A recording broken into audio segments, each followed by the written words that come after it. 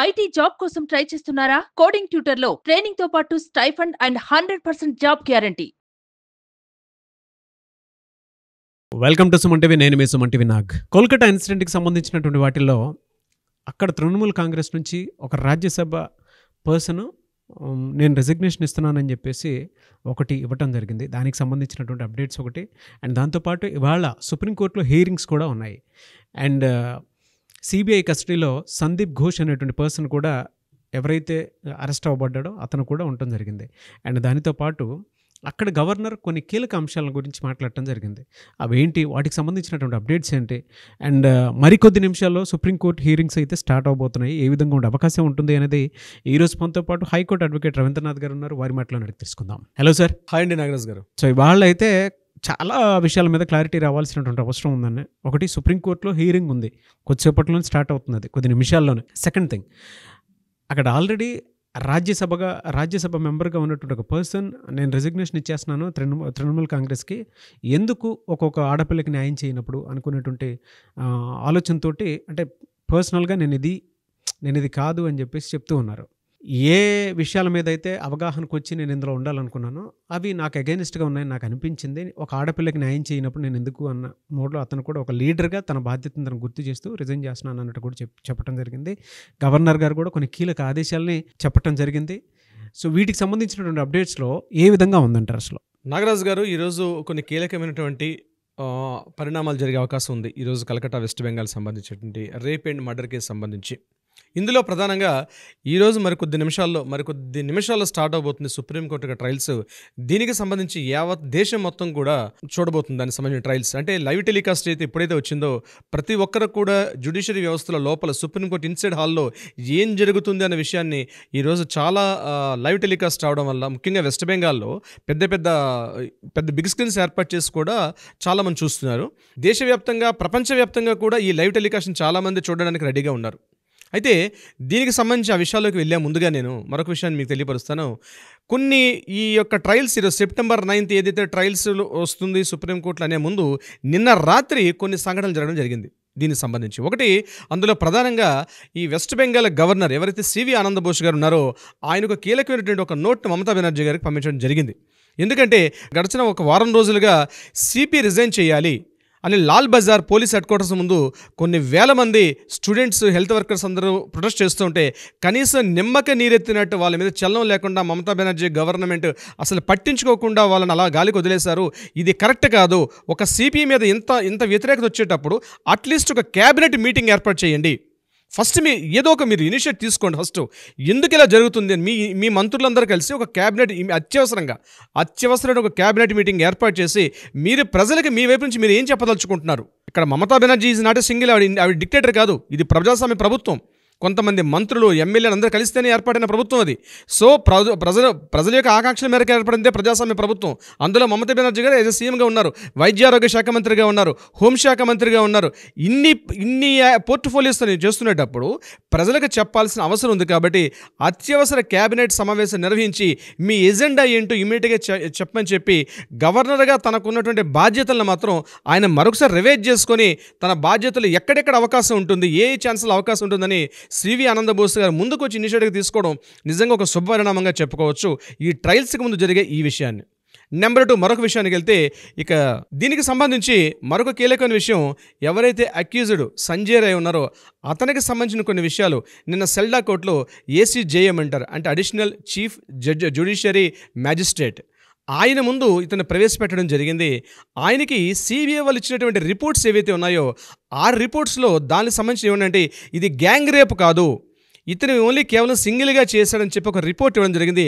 ఆ రిపోర్ట్స్ కూడా డీటెయిల్స్ కొన్ని మనకి సిబిఐ వాళ్ళు రిలీజ్ చేసినటువంటి నోట్స్ తెలియడం జరిగింది. అయితే అఫీషియల్గా రిపోర్ట్స్ బయటకు రిలీజ్ చేయలేదు, బట్ వాళ్ళ స్పోక్స్ పర్సన్స్ వాళ్ళు చెప్తున్నారు.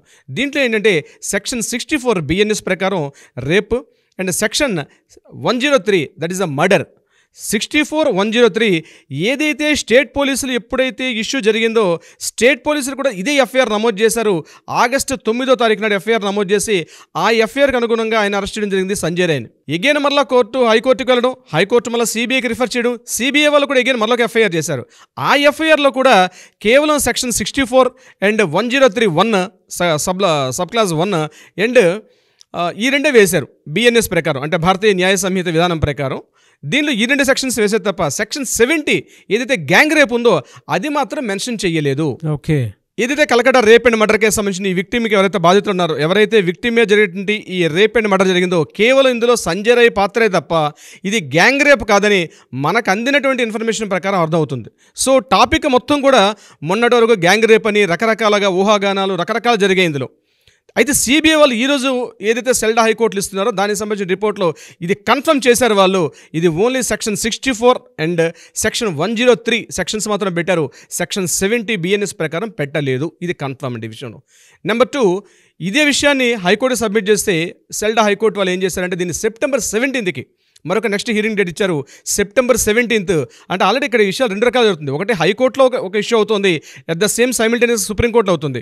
ఈరోజు సిబిఐ వాళ్ళు హైకోర్టుకి ఫైల్ చేశారు మొన్న, అది సెప్టెంబర్ 17కి ఇచ్చారు. ఈరోజు సుప్రీంకోర్టులో ఫైల్ చేస్తారు వాళ్ళు. సో బహుశా ఇదే చేస్తారో సుప్రీంకోర్టులో, వాళ్ళ వెర్షన్స్ ఏంటి? సుప్రీంకోర్టులో ఇచ్చేటప్పుడు ఈ ఫైనాన్షియల్ ఇర్రెగ్యులారిటీస్ మీద ఇస్తారు, అట్ ద సేమ్ టైం ఇతను చేసిన ఈడీ దాడులు కూడా ఈడీకి సంబంధించిన ఏవైతే అక్రమార్జన కేసులు ఉన్నాయో దానికి సంబంధించి కూడా ఫైల్స్ ఈరోజు వాళ్ళు సుప్రీంకోర్టులో ఫైల్ చేస్తారా, లేకపోతే వాళ్ళు జడ్జి గారి ముందుకు వచ్చి మరొక డేట్ అడుగుతారా అంది మనం మరి కొద్ది నిమిషాల్లో తెలిసే అవకాశం ఉంటుంది. అయితే ఏదైనప్పటికీ కూడా ఈ విక్టిమ్ సంబంధించిన అమ్మాయి మీద ఏదైతే దాడి జరిగిందో దీనికి సంబంధించి కొంత డిస్కషన్ అయితే జరిగే అవకాశం అయితే డెఫినెట్గా ఉంటుంది. At the same time financial irregularities ఏవైతే ఆర్థిక అవకతవకలకు సంబంధించి సందీప్ ఘోష్ పాల్పడ్డారో దానికి కూడా జరిగే డిస్కషన్ ఉంది. అట్ ద సేమ్ టైం మరొక విషయం ఏంటంటే సిఎస్ఎఫ్ సంబంధించి ఏదైతే ఇంతకుముందు భద్రతా దళాలు ఏదైతే మెడికల్ కాలేజ్ హాస్పిటల్ దగ్గర భద్రతా దళాలకి సెంట్రల్ ఇండస్ట్రియల్ రిజర్వ్ పోలీస్ ఏది వస్తుందో వాళ్ళకి సరైనటువంటి ఫెసిలిటీస్ ఇవ్వట్లేదని సెంట్రల్ గవర్నమెంట్ నుంచి వచ్చిన లెటర్ని కూడా ఈరోజు పరిగణలో తీసుకొని బహుశా దానికి కూడా సమయం కేటాయించే అవకాశం ఉంది. ఏదేమైనప్పుడు కూడా సుప్రీంకోర్టులో ఈరోజు జరిగే డిస్కషన్స్ హైలీ ఇంట్రెస్టింగ్గా ఉంటుంది. దీనివల్ల కొన్ని మార్పుకి ఏదో కొత్త విషయాలు బయటకు వచ్చే అవకాశం ఉంటుంది. అంటే గవర్నర్ గారు తీసుకున్న నిర్ణయాలు సుప్రీంకోర్టులో ఈరోజు ఎవరెవరైతే సబ్మిట్ చేస్తున్నారో దీని మీద రిపోర్ట్స్ని సబ్మిట్ చేస్తారు. సో ఆ రిపోర్ట్స్ అఫీషియల్గా ఈరోజు మనకి బయట వెలుగులోకి వచ్చే అవకాశం అయితే ఉంటుంది. ఇది కాకుండా నాగరాజు గారు మరొక కీలకమైన మరో 2 విషయాలు జరిగాయి. ఒకటి, తృణమూల కాంగ్రెస్ పార్టీ తరఫున రాజ్యసభ ఎంపీగా వర్క్ చేస్తున్నటువంటి జవహర్ సర్కార్ గారు నిన్న తన రాజీనామాని హ్యాండ్ ఓవర్ చేయడం జరిగింది. తృణమూల కాంగ్రెస్ పార్టీలో జరుగుతున్నటువంటి ఇటువంటి ఇంత లేజినెస్గా ప్రజల్ని పట్టించుకోకుండా జరుగుతున్నటువంటి ఏదైతే ఇంత విషయాన్ని ప్రపంచవ్యాప్తంగా జరుగుతున్న ఇష్యూని మమతా బెనర్జీ పట్టించుకోకుండా తన సీట్ని కాపాడుకునే ప్రయత్నంలో ఏ స్థితికైనా దిగజారిపోయారు మమతా బెనర్జీ గారు. కాబట్టి నేను ఆ పార్టీలో నేను ఒక ఎంపీగా కొనసాగించడం నా వ్యక్తిగతంగా నాకు చాలా అవమానకరంగా తోస్తుందని చెప్పి ఆయన ఆ యొక్క పోస్ట్కి రిజైన్ చేసుకుంటూ ఎగ్జిట్ అయిపోయారు తృణమూల కాంగ్రెస్ పార్టీ రాజ్యసభ ఎంపీ అయినటువంటి జవహర్ సర్కార్ గారు. ఆయన ఒక మాట కూడా మెన్షన్ చేసినట్లు తెలుస్తుందండి మనకి. నేను ఒక ప్రిన్సిపల్ మీద బ్రతుకుతున్నాను, నా ప్రిన్సిపల్కి అగైనెస్ట్గా ఈ పార్టీలో నేను ఉండలేను, నేను ఏదైనా సరే న్యాయం పరంగానే ఏదైతే ఉంటుందో దానికోసమే పనిచేస్తాను, కానీ ఇక్కడ అది కనిపించట్లేదు అనేటువంటి విషయాన్ని కూడా మెన్షన్ చేయడం జరిగింది. అంటే స్పెసిఫిక్గా ఇక్కడ సర్కార్ గారు ఏదైతే జవహర్ సర్కార్ గారు చెప్పడం ఏంటంటే యాక్చువల్గా he is not a politician. బేసిక్గా ఈయన ఒక బ్యూరోక్రాట్. ఈయన first he was an bureaucrat. అక్కడ నుంచి ఆయన మెల్లగా పాలిటిక్స్లోకి వచ్చారు. ప్రసార భారతి చైర్మన్గా వర్క్ చేశారు వెస్ట్ బెంగాల్లో. సార్ చాలా పోర్ట్ఫోలియోస్ జనరల్ అంటే కల్చరల్ సెక్రటరీగా పనిచేశారు వెస్ట్ బెంగాల్లో. చాలా డ్యూటీస్ ఆయన పోస్టులు చేస్తూ చివరికి ఆయనకు ఉన్నటువంటి హానర్ మీద ఆయనకు రాజ్యసభ ఎంపీ అయ్యారు. అయితే ఈరోజు యాజ్ ఎ బ్యూరోక్రాట్గా ఆయన సమర్థించుకోలేకపోయారు. ఈరోజు ఏదైతే ఆర్జికల్ మెడికల్ కాలేజ్ ఒక ప్రిన్సిపాల్ కూడా బ్యూరోక్రాటే. సో తన తోటి ఇంతకుముందు తన సర్వీసులు ఉన్నప్పుడు అతను చేసిన వర్క్ని యాజ్ ఎ బ్యూరోక్రాట్గా దాన్ని సమర్థించుకోలేక తను రిజైన్ అవుతూ అన్నమాట కూడా కరెక్ట్గా చెప్పారు. అది బహుశా మీరు గుర్తు చేశారు. చాలా థ్యాంక్స్ నాగరాజు గారు. Thank you. సో నెక్స్ట్ ఇంకో విషయం ఏంటంటే అక్కడ జరుగుతున్నటువంటి ప్రొటెస్టుల గురించి మనం మాట్లాడుకోవాలి నాగరాజు గారు. డెఫినెట్గా అది మాట్లాడుకోవాల్సిన విషయం. కేవలం వెస్ట్ బెంగాల్ ఒక్కటే కాకుండా నిన్న ప్రపంచవ్యాప్తంగా సుమారుగా 25 దేశాల్లో అటు అమెరికన్ కంట్రీస్ అయితేనేమి యూరోపియన్ కంట్రీస్ అయితేనేమి మోర్ దాన్ 130 సిటీస్లో దీని మీద ప్రొటెస్ట్ జరిగాయి నాగరాజు గారు. మోర్ దాన్ 130 సిటీస్ నిన్న సండే అవడం. 25 కంట్రీస్ అమెరికాలోను ఓన్లీ అమెరికా సంయుక్త రాష్ట్రాల్లోనే మోర్ దాన్ 60 సిటీస్లో జరిగింది. మిగిలినవన్నీ కూడా యూరోపియన్ కంట్రీస్లో అటు జపాన్, స్విట్జర్లాండ్, అటు మిగిలినటువంటి ఆస్ట్రేలియా అన్ని కంట్రీస్లో కూడా మోర్ దాన్ 25 కంట్రీస్లో ఎక్కడెక్కడైతే వెస్ట్ బెంగాలీస్ ప్రజలు ఉన్నారో, ఎక్కడెక్కడైతే వెస్ట్ బెంగాల్ కమ్యూనిటీస్ ఉన్నాయో వాళ్ళందరూ కూడా నిన్న రోడ్ల మీదకి వచ్చి ఇక్కడ వెస్ట్ బెంగాల్ కలకత్తాలో జరుగుతున్న యాజిటేషన్కి మద్దతుగా ప్రపంచవ్యాప్తంగా కూడా వాళ్ళు అక్కడ నుంచి వాళ్ళు ప్రొటెస్ట్ చేయడం జరిగింది. ఎందుకంటే ఎగ్జాక్ట్లీ ఆగస్టు 8 నుంచి నిన్న సెప్టెంబర్ 8 30 డేస్ కంప్లీట్ అయింది. సో ఆ 30 డేస్ పూర్తయినప్పుడు కూడా ప్రజాస్వామ్యంలో ఈ ప్రభుత్వాలు తీసుకునే చర్యలు మాత్రం ఇప్పటికి కూడా విక్టిమ్ అనే విషయం మీద క్లారిటీ ఇవ్వలేదు. జస్ట్ సిబిఐకి హ్యాండ్ ఓవర్ చేశారు, ఇది సిబిఐ ఇన్వెస్టిగేషన్ చెప్పేశారు. ఒకరి మీద ఒకరు దుమ్మెత్తి పోసుకుంటున్నారు తప్పించి అటు విక్టిమ్కి న్యాయం జరగట్లేదు, ఎక్యూజ్డ్కి ఏం చేస్తున్నారో తెలియట్లేదు. జస్ట్ ఇప్పటికి కూడా ఇన్ఫర్మేషన్ రాకుండా ఇప్పటికీ మమతా బెనర్జీ తన ప్రభుత్వంలో తన ఆధీనంలో పెట్టుకొని వ్యవస్థల్ని పూర్తిగా తను గ్రిప్ హ్యాండ్ ఓవర్ చేస్తున్న ఉద్దేశంతో ప్రపంచవ్యాప్తంగా వీటి మీద ఒక రకమైన నిరసన పిలుపుకింది.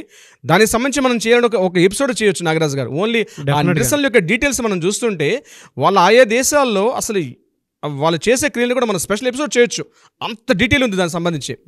సో నిన్న జరిగేటువంటి ప్రొటెస్ట్స్ కూడా చేశారు ఏంటంటే టోటల్గా అటు south Calcutta, north Calcutta and central Calcutta అన్ని పార్ట్స్ కూడా అటు బల్గేరియా మొదలుకొని డమ్డమ్ ఎయిర్పోర్ట్ డమ్డమ్ వరకు, అగైన్ ఇక్కడ ఉన్న లాల్ బజార్ నుంచి శ్యామ్ బజార్, ఏవైతే మెయిన్ కీ సెంటర్స్ ఉంటాయో అన్ని సెంటర్స్ని కవర్ చేసుకుంటూ వాళ్ళు ఎక్కడ కూడా విశేషం అంటే నాగరాజు గారు డివైడర్ మధ్యలో వాళ్ళు ఒక మానవహారంగా నిలబడుతున్నారు.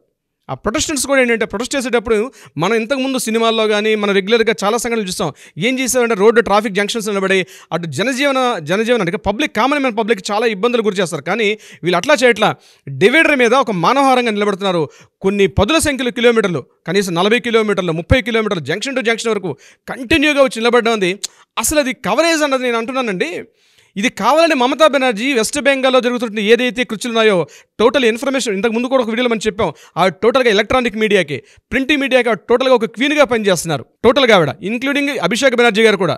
సో టోటల్ మీడియా రంగాన్ని తన గ్రిప్పులో పట్టుకోవడం వల్ల వెస్ట్ బెంగాల్లో జరుగుతున్న సోషల్ మీడియా మనలాంటి ఎవరైనా సోషల్ మీడియా ఉన్న ఇన్ఫర్మేషన్ బయటకు వస్తుంది తప్పించి ఈవెన్ దో సోషల్ మీడియాని కూడా తన కంట్రోల్లో పెట్టుకున్నారు ఆవిడ. ఇన్ఫర్మేషన్ బయటకు రావట్లేదు హాస్టల్లో ఏం జరుగుతుందని. బట్ సెంట్రల్ ఇంటెలిజెన్స్ అయితే ఆల్రెడీ చూస్తున్నారు.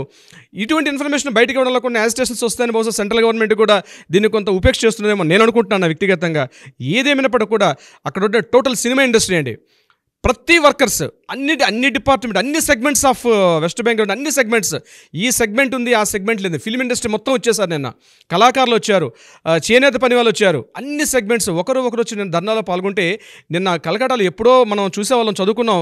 వందే మాతర ఉద్యమం ఎట్లయితే మనం భారత స్వాతంత్ర ఉద్యమం 1905 1911లో చూసినట్టు ఆ వందే మాతర ఉద్యమాల్లో ఎటువంటి యాజిటేషన్స్ మనం చూసామో అట్లాంటి ఉద్యమ తీవ్రత బహుశా అప్పట్లో మనం లేవు. ఇప్పుడు మనం ప్రాక్టికల్గా చూస్తున్నట్టుగా ఆ ఇమేజెస్ చూస్తుంటే మనకు అట్లా అనిపిస్తుంది నాగరాజు గారు. కొద్దిసేపట్లో దీనికి సంబంధించినటువంటి అప్డేట్స్ అయితే డెఫినెట్గా వస్తాయండి. We want justice, we demand justice. మనతో పాటు చాలామంది ఉన్నారు, ఈగర్గా ఎదురు చూస్తున్నారు. సుప్రీంకోర్టు హీరింగ్స్ అయిపోయిన తర్వాత ఏ విధంగా ఉండే అవకాశం ఉంటుంది అనేది మరి కొద్దిసేపట్లో మనకు తెలుస్తాయి. దాన్ని బట్టే ఏ విధంగా ఉంటుందనేది ఒక్కొక్క మంచికి నాంది పలకబోతున్నాం అనేటువంటి విషయం తెలుస్తుంది. థ్యాంక్ యూ సో మచ్ అండి. Thank you so much Nagaraju గారు.